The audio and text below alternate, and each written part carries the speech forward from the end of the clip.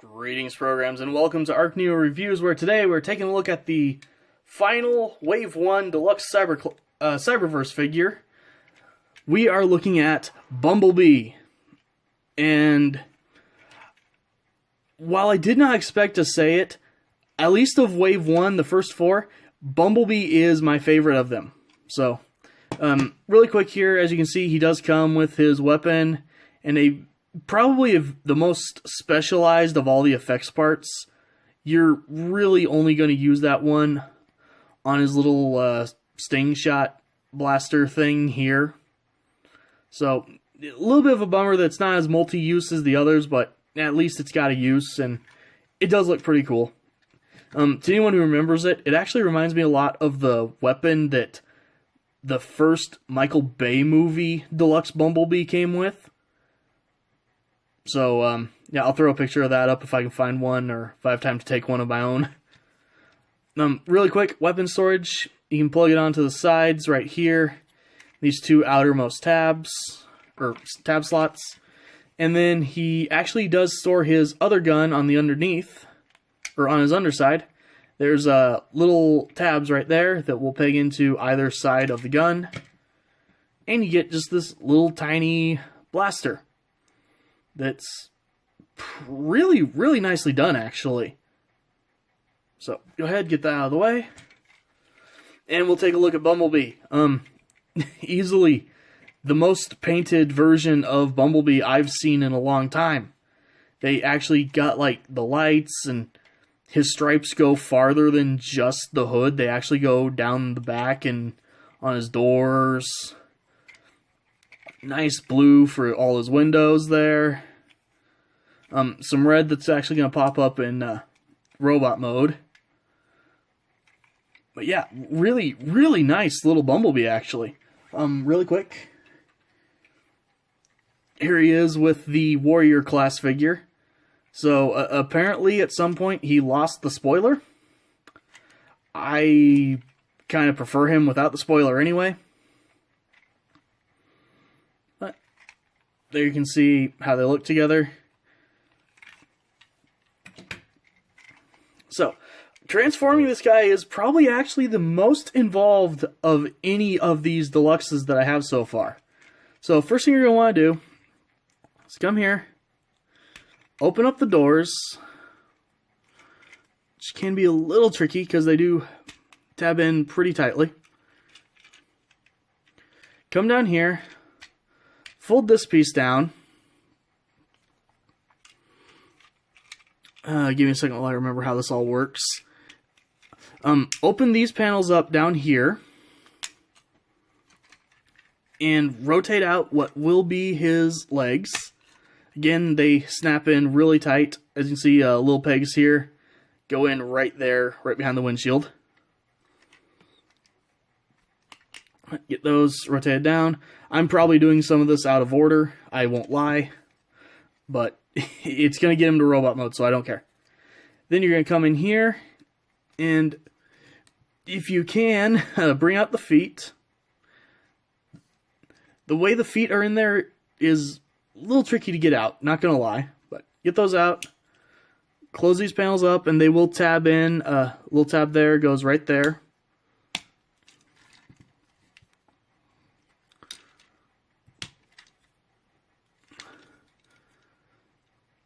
So there's that. And you're going to come up here, split the hood, pull this up, get out of the way.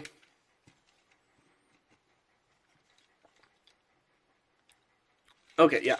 Then you're going to rotate the doors up, get those out of the way. Again, this guy he's more complicated than the others, and he tends to take me by surprise because I don't expect him to have this many steps. I'm used to the other ones.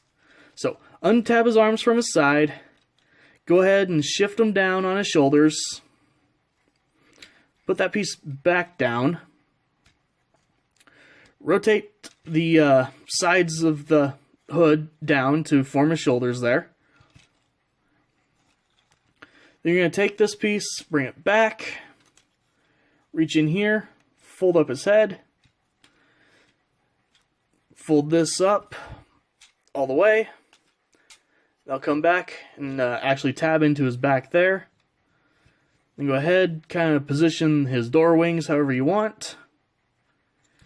And there you have Deluxe Class Bumblebee.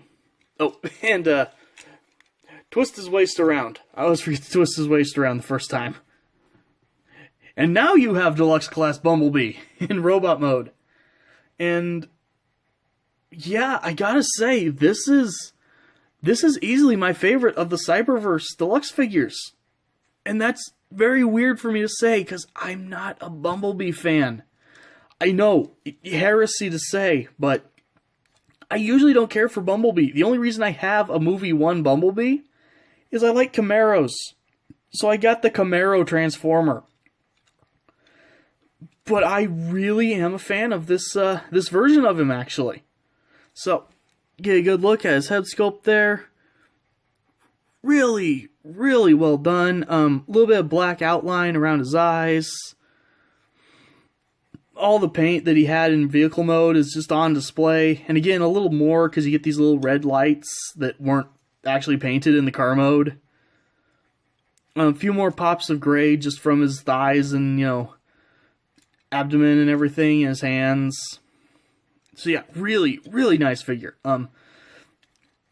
Arms can rotate most of the way. Technically they have full rotation, but something's always going to get in the way. You can also shift the shoulders up using that transformation section in there, which is nice. He does have a ball joint at the elbow, so you get 90 degrees, full rotation. He does have a wrist rotation like all the others. He does have a very tight, at least on mine, torso twist. Ball joint at the shoulder goes out. Ball joint at the hip goes out that far, forward all the way, back all the way. Rotation, little bit right there. Then there is a rotation joint underneath that, but that thing is so... That's just unholy levels of tight on mine, so I'm not going to mess with that too much. Knee can almost bend 90 degrees. Then you do have... wow. You have complete ankle-breaking pivot there, as well as a little bit of back. You don't really get any forward on this guy, just because of how his leg transforms. But yeah, overall, oh, and yeah, and the head is on a ball joint, by the way. For some reason, heads I always forget to mention. And you can, you know, position the door wings up and down, or, you know, however you want them. I like to keep them up pretty high just to really sell the whole Bumblebee thing. So, really quick, here he is next to Megatron. And you know what, for fun, this is the last one of Wave 1, and it's going to be a while before we have any others.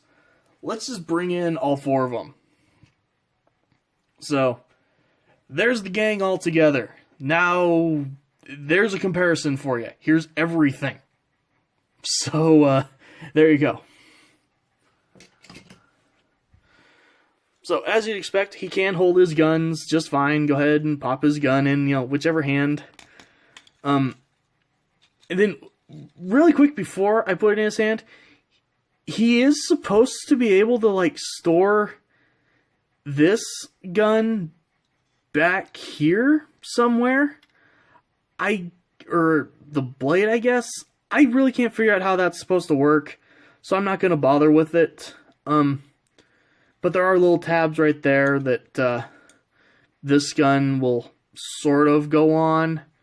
He doesn't have the best weapon storage in this mode, I'm not going to lie. But not too big of a deal. I like to leave that gun in his hand. And then this one, actually the peg is kind of covered up right there. So this ends up becoming one of those full hand conversion weapons, which I'm actually a really big fan of. And I really like the way this looks, actually.